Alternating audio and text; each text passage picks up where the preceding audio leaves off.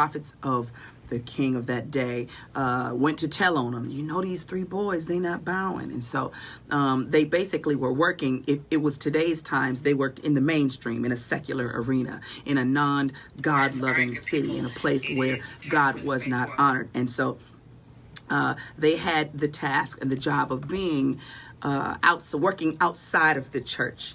And they still stood for God. In essence, that's what the story was. They still stood for God, even though they got thrown in the fire. Jesus was in the fire with them. We know how hot the fire was because the scripture tells us that even the person that brought them to the fire, that person got burned up. But I want to talk about those of you who want the big platform, who want a bigger audience, who want more people to come to your church. Are you ready for what comes with it?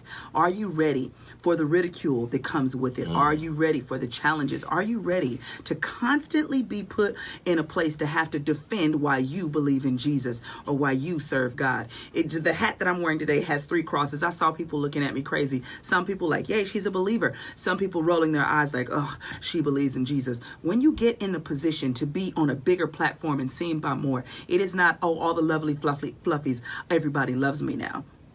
Sometimes God puts you there. And yes, there are some people who love you. There's some people who embrace you, but there's some people who are very cynical, who are very evil. They're looking for anything that you say to rip you apart. And the enemy's goal and the enemy's agenda is to try to make Christians look crazy. And we've got to make sure that we are not helping the enemy make Christians look crazy. So some of you, I'm sure you've gone on a tangent. I'm going to reveal it and I'm going to expose. And what happens to the person that doesn't believe in Jesus, that sees what you exposed?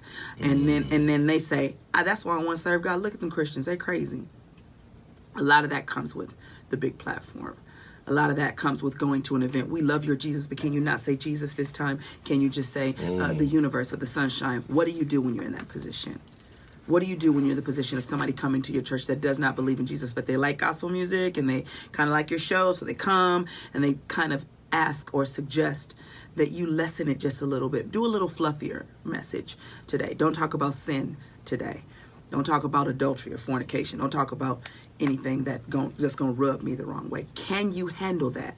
So when you ask for the big platform, it is not just so everybody can love you. Sometimes you will be criticized. Sometimes you will be vilified. A lot of times you will be. And can you handle it?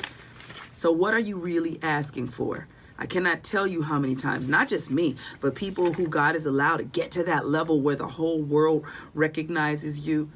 It's a lot of love, but it's a lot of ridicule. It's a lot of criticism. You get ripped apart at almost in every interview. They always edit stuff out. They always take the juicy bits and put that in the headline. Not just the stuff where you're trying to really teach people and show them about the love of Jesus.